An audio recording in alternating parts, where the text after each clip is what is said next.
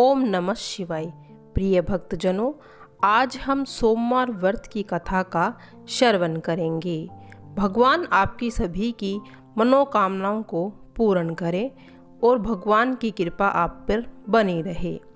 एक साहूकार था जिसको धन आदि किसी प्रकार की कमी न थी, परंतु उसको एक दुख था कि उसे कोई पुत्र नहीं था। वो इसी चिंता में रात दिन दुखी रहता और पुत्र प्राप्ति के लिए सोमवार शिवजी का व्रत और पूजन करता था। सायंकाल को शिवजी के मंदिर में जाकर दीपक जलाया करता था। उसके भक्ति भाव को देखकर पार्वती जी ने शिवजी महाराज से कहा कि महाराज, यह साहूकार आपका अनन्य भक्त है और सदैव आपका व्रत और पूजन बड़ी श्रद्धा से करता है। इसकी मनोकामना पूर्ण करनी चाहिए। शिवजी ने कहा कि पार्वती, यह संसार कर्म क्षेत्र है। किसान में जैसे किसान खेत में बीज बोता है वैसे ही फल काटता है, उसी तरह इस संसार में जो जैसा कर्म करता है वो वैसा ही फल भोगता है। पार्वती जी ने अत्यंत आग्रह से कहा कि महाराज, जब यह आपका भक्त है और आपके भक्त को किसी प्रकार का दुख है तो आपको अवश्य दूर करना चाहिए, क्योंकि आप तो सदैव अपने भक्तों पर दयालु और उनके दुखों को दूर करते हैं। यदि आप ऐसा नहीं करोगे तो मनुष्य आपकी सेवा व्रत पूजन पाठ क्यों करेंगे। पार्वती जी का आग्रह देख शिवजी कहने लगे, हे पार्वती, इसके कोई पुत्र नहीं है, इसीलिए पुत्र चिंता में यह अति दुखी रहता है। इसके भाग्य में पुत्र न होने पर भी मैं इसको पुत्र प्राप्ति का वर देता हूँ, परंतु वह पुत्र केवल 12 वर्ष तक ही जीवित रहेगा। इसके पश्चात मृत्यु को प्राप्त हो जाएगा। इससे अधिक मैं और कुछ नहीं कर सकता। यह सब बातें साहूकार सुन रहा था। इससे न तो उसको प्रसन्नता हुई और ना ही दुख हुआ। वह पहले जैसे ही शिवजी महाराज का सोमवार का व्रत और पूजन करता रहा। कुछ समय व्यतीत होने पर साहूकार की स्त्री गर्भवती हुई और 10वें महीने उसके गर्भ से अति सुंदर पुत्र की प्राप्ति हुई। साहूकार के घर में खुशियां मनाई गई, परंतु साहूकार ने उसकी केवल 12 वर्ष की आयु जान अधिक प्रसन्नता प्रकट न की और न ही किसी को यह भेद बतलाया। जब वह 11 वर्ष का हो गया तो उस बालक की माता ने उसके पिता से उसके विवाह आदि के लिए कहा, परंतु वह साहूकार कहने लगा, मैं अभी इसका विवाह नहीं करूँगा, इसे काशी पढ़ने के लिए भेजूंगा। उस साहूकार ने अपने साले अर्थात लड़के के मामा को बुलाकर बहुत सा धन देकर कहा, तुम इस बालक को काशी जी पढ़ने के लिए ले जाओ और रास्ते में जिस तरफ भी जाओ यज्ञ करते ब्राह्मणों को भोजन कराते जाना। दोनों मामा भांजे जगह जगह यज्ञ करते और ब्राह्मणों को भोजन कराते जा रहे थे। तभी रास्ते में उनको एक शहर पड़ा। उस शहर के राजा की कन्या का विवाह हुआ था। दूसरे राजा का लड़का जो विवाह के लिए बारात लेकर आया था, वह एक आंख से काना था। उसके पिता को इस कारण इस बात की चिंता थी कि कहीं वर को देखकर कन्या के माता पिता विवाह में किसी प्रकार की अड़चन पैदा न कर दे।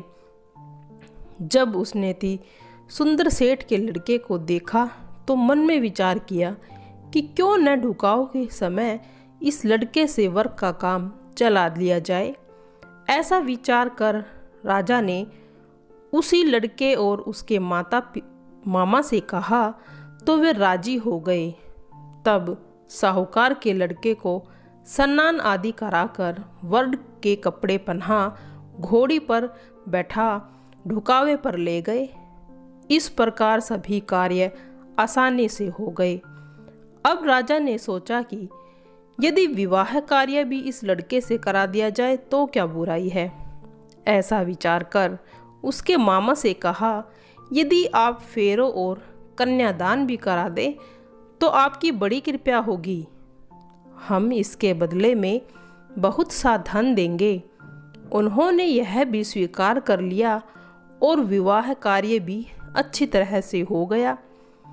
परंतु जिस समय लड़का जाने लगा, उसने राजकुमारी के चुंदड़ी के पल्ले लिख दिया था कि तेरा विवाह तो मेरे साथ हुआ है, परंतु जिस राजकुमार के साथ तुमको भेजेंगे वह एक आंख से काना है और मैं तो काशी पढ़ने जा रहा हूँ।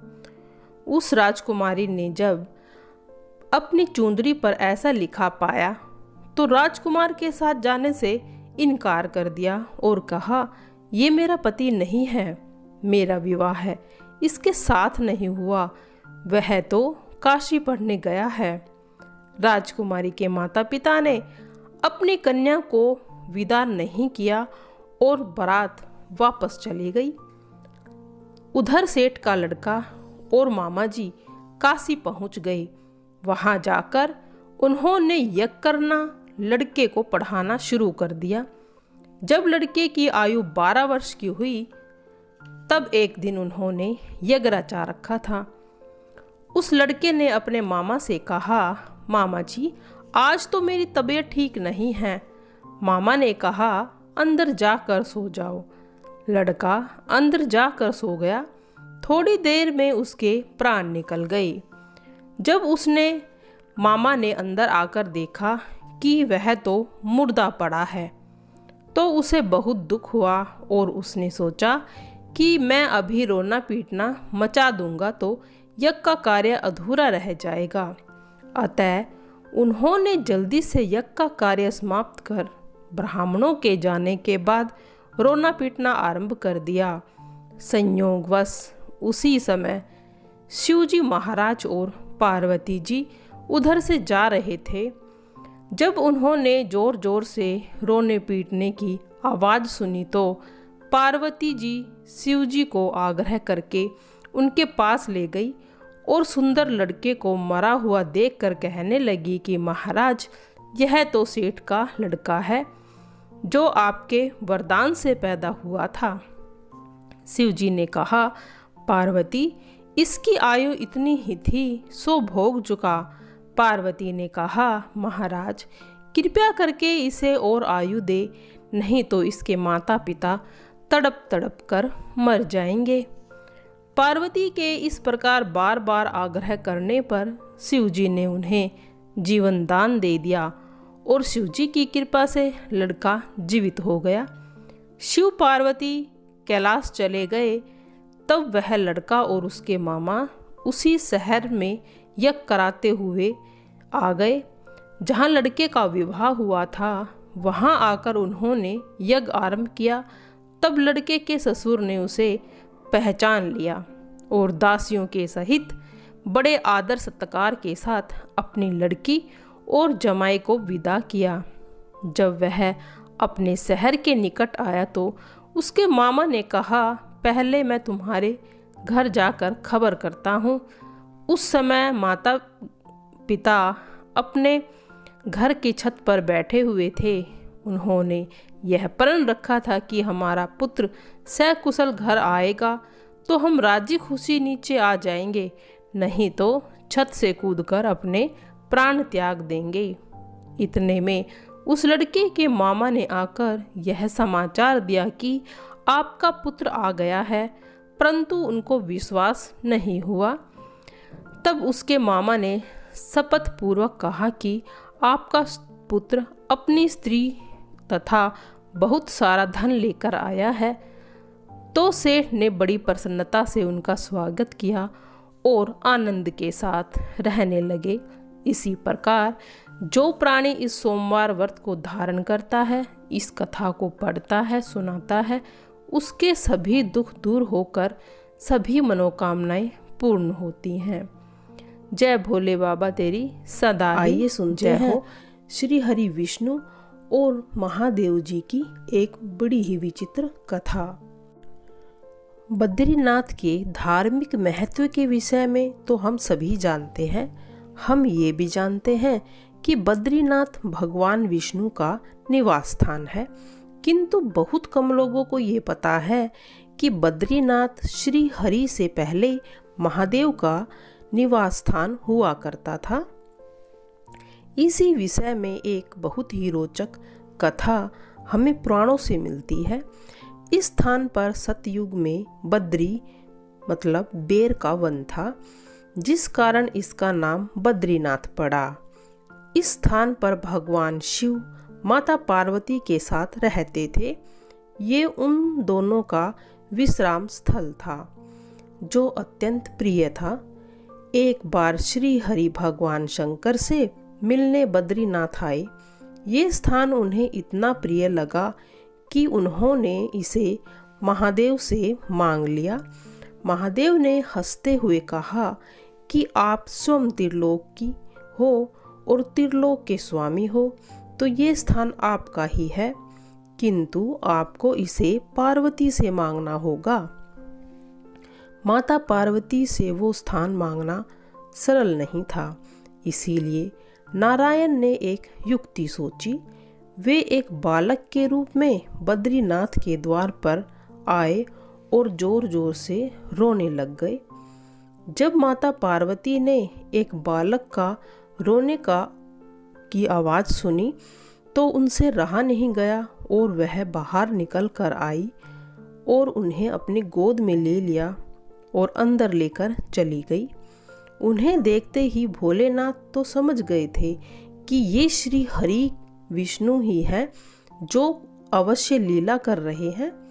उन्होंने माता पार्वती से कहा कि इस बालक को द्वार पर ही छोड़ आओ, थोड़ी देर में यह अपने आप चला जाएगा।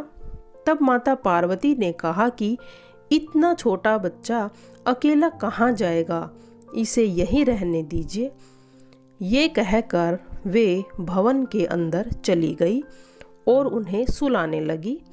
भगवान शंकर समझ गए थे कि अब बद्रीनाथ में रहने का उनका समय समाप्त हो गया है। वैसे भी उन्होंने श्री हरि को वो स्थान पहले ही दे दिया था। उधर माता की गोद में बालक रूपी श्री हरि सो गए। उन्हें सुलाकर जब माता बाहर आई तो महादेव ने उनसे कहा कि चलो कहीं भ्रमण करने आए। माता उनके साथ भ्रमण करने चली गई। उनके जाते ही श्री हरि ने बद्रीनाथ का द्वार बंद कर लिया। उधर जब बहुत देर हो गई तो माता पार्वती ने भोलेनाथ से वापस चलने को कहा। तब महादेव ने कहा कि अब हमें वापस नहीं जाना चाहिए और किसी और स्थान में जाकर बसना चाहिए, किंतु माता को वो स्थान तो अत्यंत प्रिय था। इसी कारण वे बार बार वापस चलने की जिद करने लगी।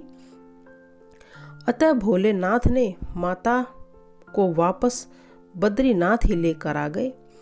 वहां पहुंचकर माता ने देखा कि द्वार तो बंद है। उन्होंने द्वार खटखटाने लगी। तब श्री हरि ने अंदर से कहा कि हे देवी, ये स्थान तो मुझे अत्यंत प्रिय प्रतीत हो रहा है, इस कारण अब आप मुझे यहीं रहने दीजिए। आप लोग कृपा करके कहीं अन्य दूसरे स्थान पर चले जाइए। ये सुन माता हैरान रह गई। तब भोलेनाथ ने उन्हें हंसते हुए कहा, श्री हरि की लीला के बारे में बताया। ये सुनकर माता पार्वती श्री हरि की लीला को समझ गई और उन्हें इस बात की प्रसन्नता भी हुई कि कुछ समय के लिए उन्हें भी बालक रूपी श्री हरि का लाड करने का अवसर मिला। तब भोलेनाथ ने कहा कि अब आप ही बताएं कि हम कहाँ जाएं। ये सुनकर श्री हरि ने उन्हें वहाँ से 3 योजन दूर केदार नामक स्थान पर जाकर बसने का सुझाव दिया। तब महादेव माता सहित केदारनाथ चले गए और वहाँ केदारनाथ ज्योतिर्लिंग के रूप में स्थापित हुए। उस दिन से श्री हरि बद्रीनाथ में और महादेव केदारनाथ में स्थित हो गए। ऐसी मान्यता है कि जो कोई भी इनमें से एक तीर्थ पर भी जाता है उन्हें श्री हरि और महादेव दोनों का आशीर्वाद प्राप्त होता है। तो प्रिय भक्तजनों, आपको हमारी ये कथा कैसी लगी, आप कमेंट बॉक्स में ज़रूर बताना।